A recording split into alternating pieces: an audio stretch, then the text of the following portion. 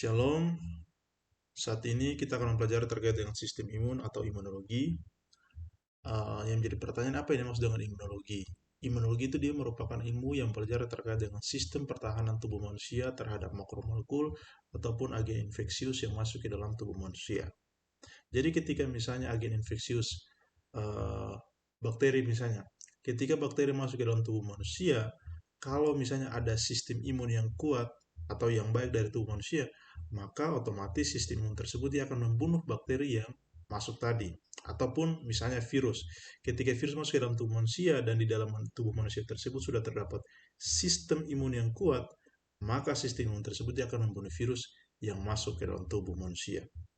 Begitupun sebaliknya, apabila seseorang dia tidak memiliki sistem imun yang kuat atau sistem pertahanan tubuh yang kuat, maka ketika eh, tubuh orang tersebut diserang oleh bakteri ataupun virus ataupun parasit yang datang masuk, maka tidak ada perlawanan dari tubuh orang tersebut, sehingga mengakibatkan apa? Dia tuh lebih mudah sakit dibandingkan dengan penjelasan saya yang pertama.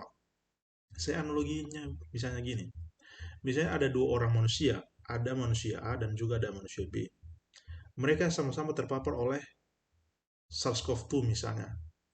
Nah, manusia A ini dia itu memiliki sistem imun yang baik, sedangkan manusia B dia itu memiliki sistem imun yang buruk.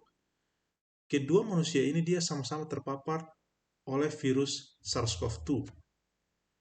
Yang paling mungkin terjadi untuk dia menderita sakit yaitu manusia B. Kenapa sampai manusia B? Karena manusia B ini dia memiliki sistem imun yang lemah sehingga ketika SARS-CoV masuk, otomatis dia langsung sakit. Tetapi hal berbeda terjadi pada manusia A. Kenapa? Karena dia itu memiliki sistem imun yang kuat sehingga ketika misalnya SARS-CoV masuk ke dalam tubuh dia, belum tentu orang tersebut dia itu sakit.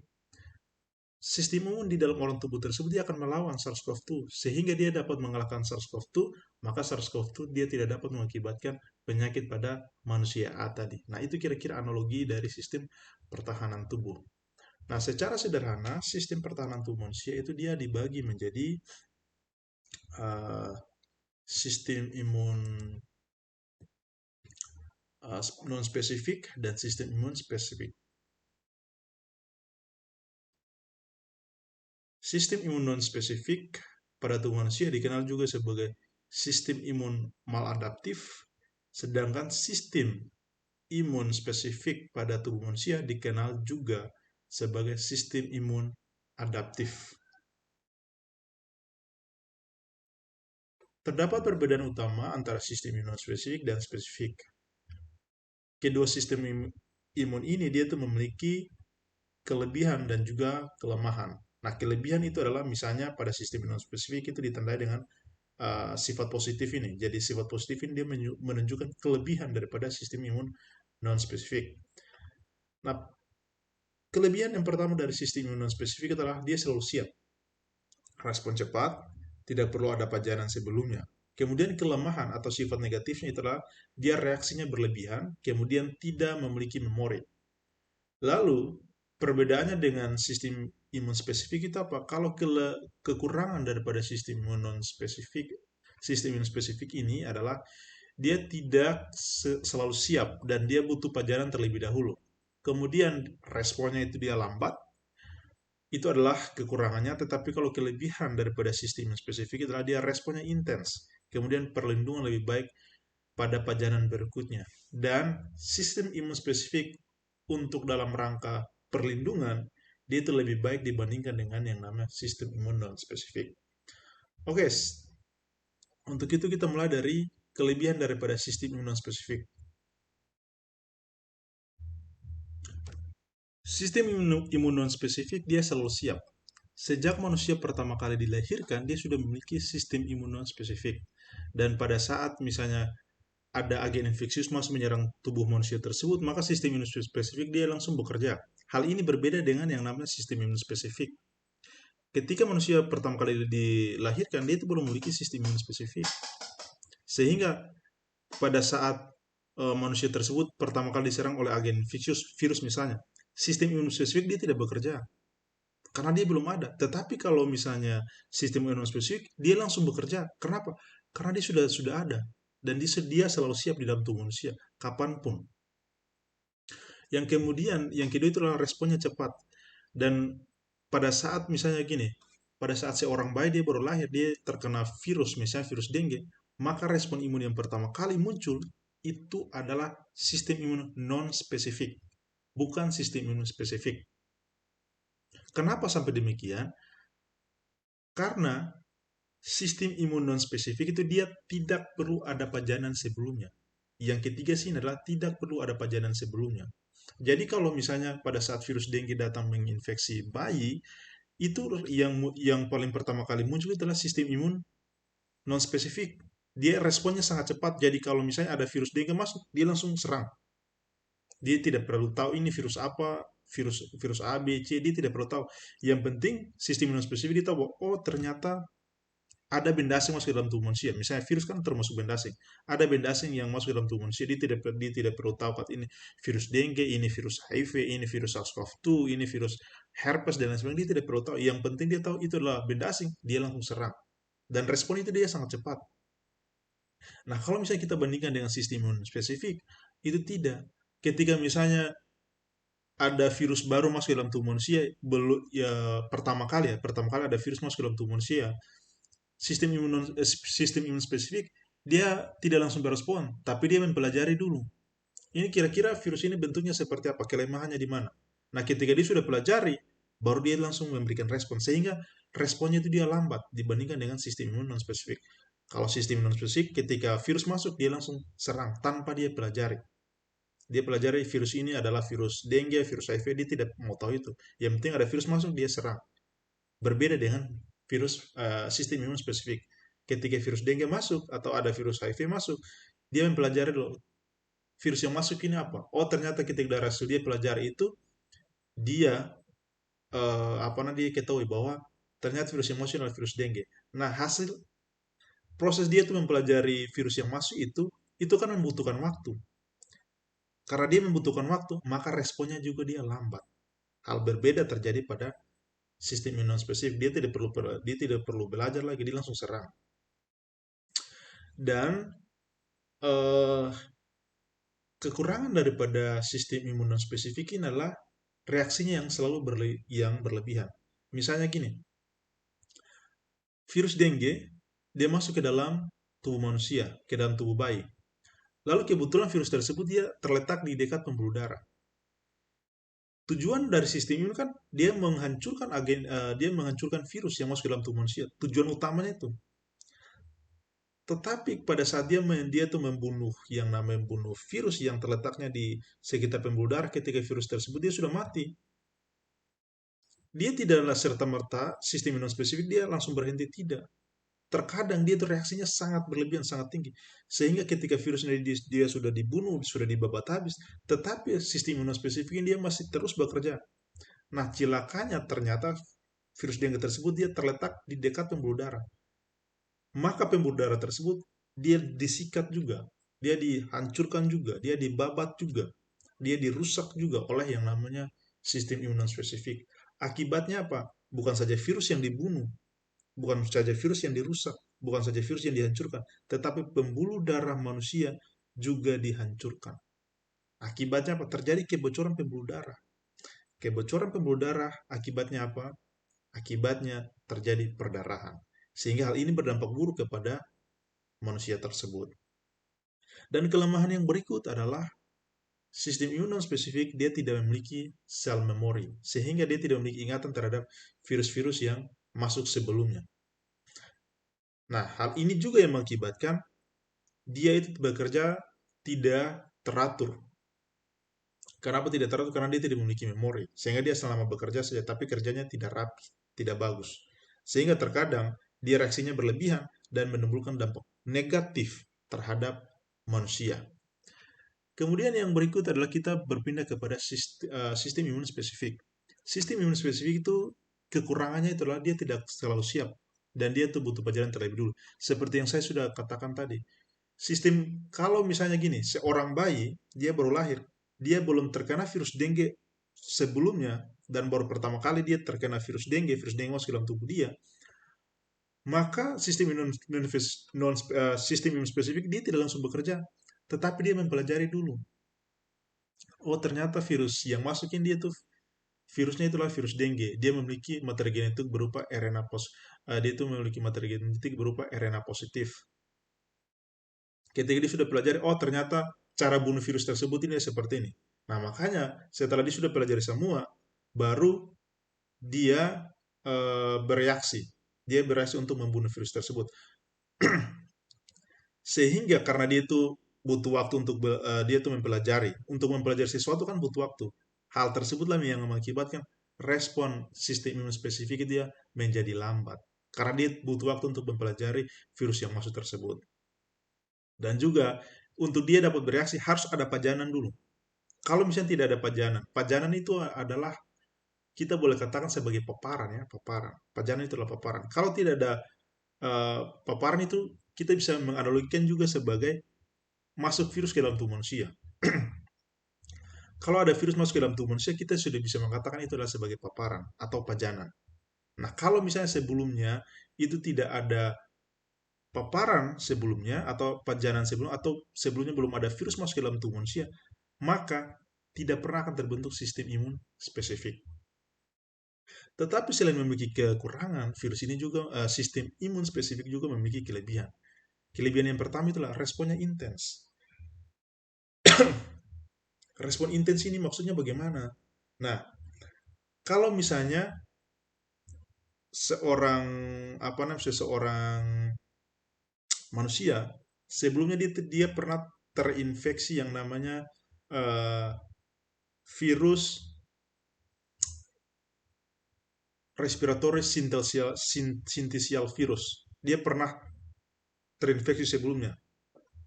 Maka pada infeksi yang kedua, ketika misalnya pada usia 3 tahun, eh, manusia dia itu sudah terinfeksi RSV.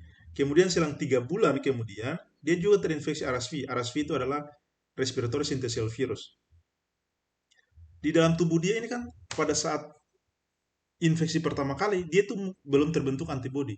Tetapi ketika setelah dia terinfeksi, tubuh dia itu akan membentuk antibodi. Antibodi itu dia berperan sistem imun spesifik.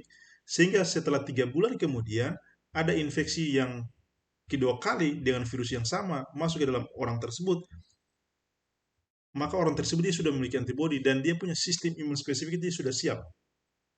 Sehingga dia langsung ketika pada saat virus masuk tanpa ada apa-apa lagi dari apa namanya dari sistem imun spesifik ini dia langsung bekerja, dia langsung membunuh virus yang masuk tersebut dengan sangat cepat, bahkan lebih cepat daripada sistem imun non spesifik.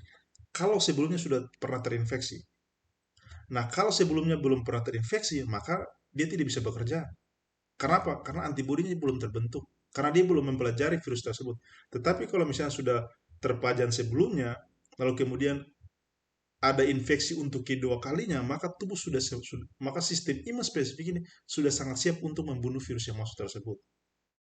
Nah, kemudian dia perlindungannya lebih baik daripada sistem imun non spesifik. Kenapa sampai dia perlindungannya lebih baik?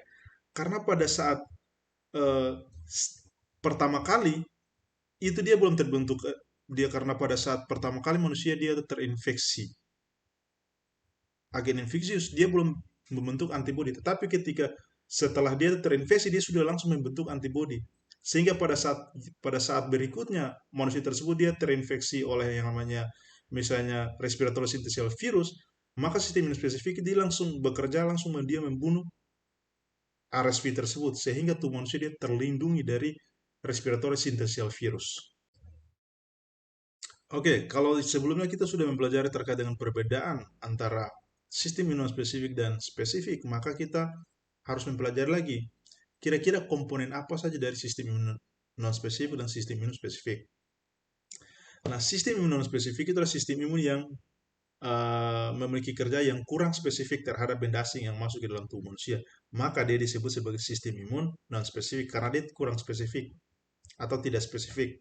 Non mengindikasikan itu, non artinya juga tidak. Kalau non spesifik berarti tidak spesifik.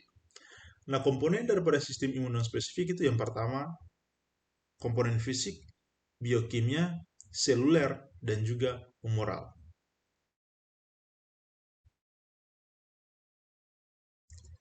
Sistem imun non spesifik itu dia terdiri dari yang pertama itu adalah fisik atau pertahanan fisik. Nah, pertahanan fisik itu dia terdiri apa saja? Yang pertama itu adalah kulit, yang kedua adalah mukosa, dan yang ketiga itu adalah silia, keempat itu adalah refleks bersin dan juga refleks batuk. Jadi kelima ini dia itu merupakan pertahanan fisik dari sistem imun non spesifik. Misalnya gini, kulit.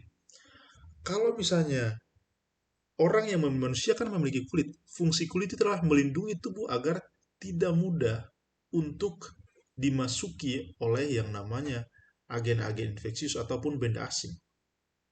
Kalau misalnya manusia memiliki kulit, apakah bakteri mudah masuk ke dalam tubuh manusia? Tidak. Apakah virus mudah masuk ke dalam tubuh manusia? Tidak. Tetapi kalau misalnya gini, ada luka. Kalau luka otomatis kan kulitnya dia sudah rusak. Ingat, hanya kulit di daerah luka tersebut saja yang rusak. Yang menjadi pertanyaan, kalau misalnya luka, teman-teman sering di situ terjadi misalnya ada nan atau tidak di area luka itu. Misalnya di situ juga lebih mudah untuk terjadi infeksi atau tidak.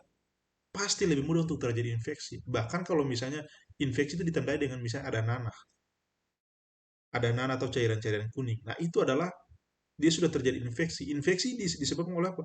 Oleh bisa saja bakteri, oleh bisa saja virus yang masuk ke dalam tubuh manusia. Melalui apa? Kulit yang rusak tadi. Sehingga ketika kulit dia rusak, maka dia sangat mudah untuk tubuh diinfeksi oleh berbagai mikroorganisme. Maka kulit dia merupakan pertahanan fisik dalam sistem imun non spesifik. Kemudian yang kedua itu adalah mukosa, misalnya di saluran pernafasan dan juga di pencernaan.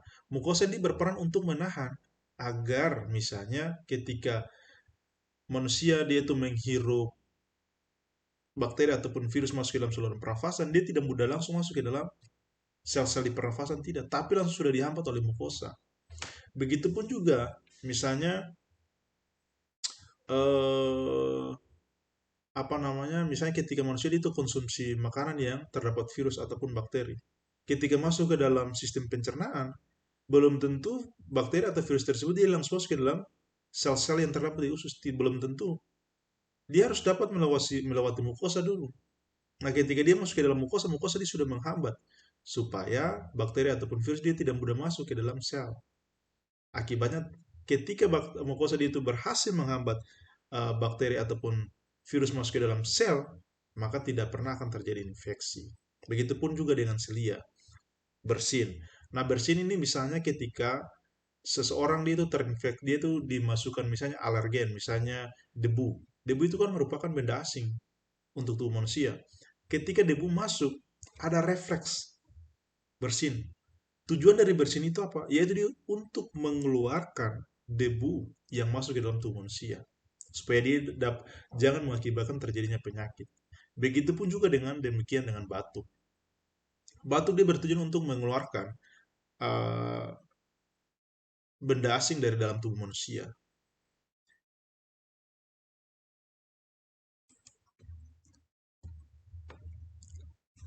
Biokimia, pertahanan biokimia dalam sistem imun spesifik. Yang pertama itu adalah asam lambung. Asam lambung dia itu merupakan cairan di dalam lambung yang sangat asam. Nah, bagaimana sampai asam lambung dia itu dapat berperan dalam pertahanan non spesifik? Karena asam lambung itu dia mengandung HCl, yang mana itu merupakan senyawa kimia.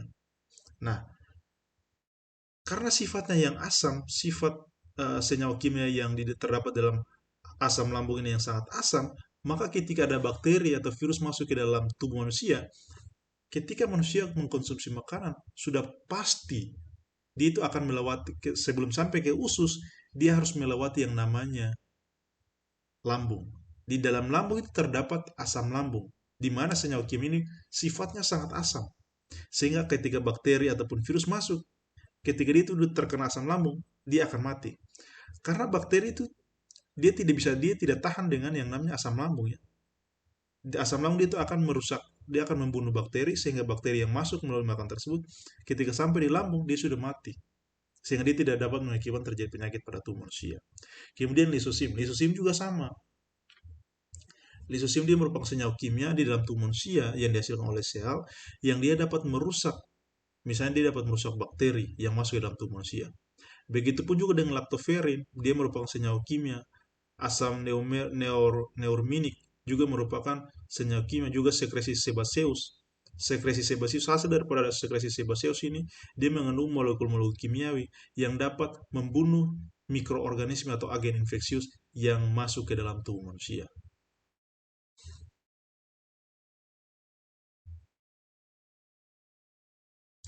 Teman-teman dapat melihat gambar ini. Nah, di gambar ini dia menjelaskan bahwa sistem imun spesifik ya. Yang pertama itu ada kulit. Kulit ini dia merupakan barrier fisik dan juga barrier kimiawi. Dan juga di kulit itu terdapat bakteria. Terdapat flora bakterial. Flora bakterial itu dia merupakan bakteria normal ya. Jadi bakteri yang tidak dapat mengakibatkan penyakit pada tubuh manusia. Jadi di kulit kita terdapat bakteri, tapi bakteri tersebut dia tidak dapat mengakibatkan penyakit pada tubuh manusia. Justru dengan kehadiran bakteri tersebut, dia dapat apa namanya, dia itu menjadi pertahanan pada tubuh manusia. Nah, yang menjadi pertanyaan, bakteri kok bisa dapat membantu tubuh manusia untuk membentuk pertahanan pada tubuh manusia? Jadi dia punya analoginya, dia punya penjelasannya gini. Bakteri itu kan dia itu merupakan makhluk hidup. Makhluk hidup dia butuh makan kan? Manusia itu merupakan makhluk hidup. Manusia butuh makan. Bagaimana kalau manusia dia itu tidak makan? Apakah dia tetap hidup? Tidak. Jawabannya manusia akan mati. Begitupun juga dengan bakteri. Bakteri itu dia merupakan makhluk hidup, sehingga dia juga butuh makan. Nah, yang dimaksud dengan flora bakteri kan bakteri normal atau bakteri yang baik. Bakteri yang tidak dapat mengakibatkan tubuh manusia. Misalnya di kulit teman-teman itu terdapat 100 bakteri. Tetapi makanan yang tersedia itu hanya 100. Lalu tiba-tiba datang 20 bakteri yang bukan flora bakterial ini.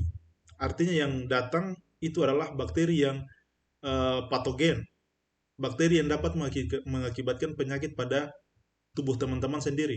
Nah, di kulit teman-teman itu sudah ada yang namanya 100 bakteri normal, bakteri yang tidak dapat mengakibatkan penyakit pada tubuh teman-teman. Kemudian pada suatu waktu datanglah bakteri yang tidak normal, bakteri yang kita istilah saja sebagai bakteri patogen. Datanglah di kulit teman-teman. Tetapi bakteri berarti di jumlah bakteri di tubuh teman-teman itu sudah bukan 100 lagi, tapi sudah 120. Karena apa? Karena ada 20 bakteri patogen yang baru saja datang. Ternyata di kulit teman-teman itu hanya tersedia makanan untuk 100 bakteri. Nah, jumlah bakteri normal atau flora bakteri di kulit teman-teman itu kan ada 100. Otomatis 100 bakteri ini dia langsung memakan makanan yang 100 makanan yang terdapat di kulit teman-teman.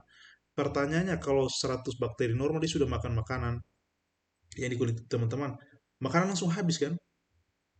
Pertanyaannya, apakah 20 bakteri yang baru 20 bakteri patogen yang baru datang itu dia kebagian makanan atau dia eh, atau tersedia makanan untuk dia makan? Kan sudah tidak ada. Karena dia sudah tidak kebagian makanan, maka dia tidak makan. Akibatnya bakteri tersebut dia itu akan mati. Ketika bakteri tersebut dia sudah akan mati, apakah ada bakteri yang patogen yang dapat menyebabkan penyakit pada tubuh teman-teman lagi? Jawabannya sudah tidak ada. Sehingga tubuh teman-teman tidak terkena penyakit. Itu adalah konsep dari flora bakterial yang berperan dalam sistem pertahanan tubuh manusia.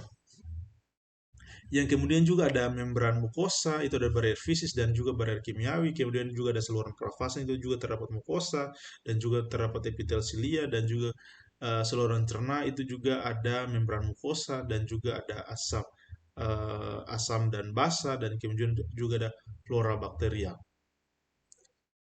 Nah, kemudian kita masuk ke dalam pertahanan seluler dari sistem imun non-spesifik. Nah, di dalam tubuh manusia terdapat sel-sel yang berperan dalam sistem imun non-spesifik. Yaitu apa? Sel fagosit. Nah, sel fagosit itu terdiri dari monosit dan makrofag. Dan juga selain itu ada sel NK. Nah, selain sel-sel monosit itu ada berbagai macam ya. Makrofag juga ada berbagai macam. Nah, selain itu juga ada yang namanya neutrofil, eosinofil, basofil, monosit. Ini merupakan sel-sel yang berperan dalam sistem imun spesifik. juga ada natural killer, dan juga ada makrofag. Nah, natural killer ini dia dapat bertahan dalam sistem imun spesifik. Selain itu juga dia dapat berperan dalam sistem imun spesifik. Jadi dia tuh bermain di dua sistem ya, si natural killer ini. Yaitu di sistem imun spesifik dan juga sistem imun spesifik.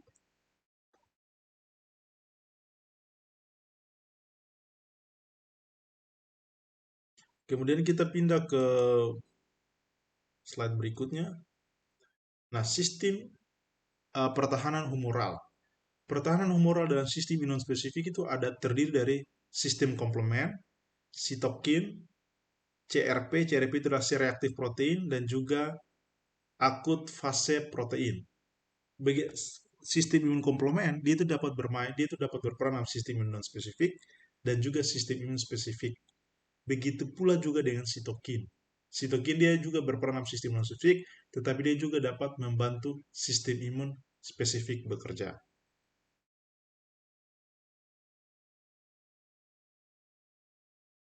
Kemudian kita pindah ke sistem imun spesifik.